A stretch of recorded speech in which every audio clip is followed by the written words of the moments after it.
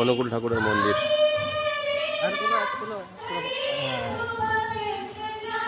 চূড়া বলে বোঝা যাচ্ছে না, মানে মন্দিরে কি লেখা আছে বোঝা যাচ্ছে না, না? বন্দে পুরুষোত্তম। আচ্ছা, বন্দে পুরুষোত্তম।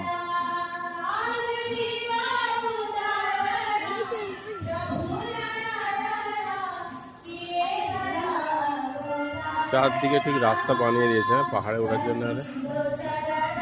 কষ্ট হবে উঠতে,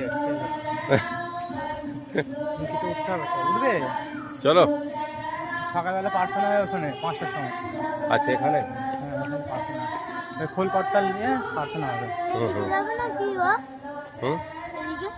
এদিকে দিয়ে গেলাম তো, এদিক দিয়ে ওটা মন্দিরেই চলে যাচ্ছে রাস্তাটা।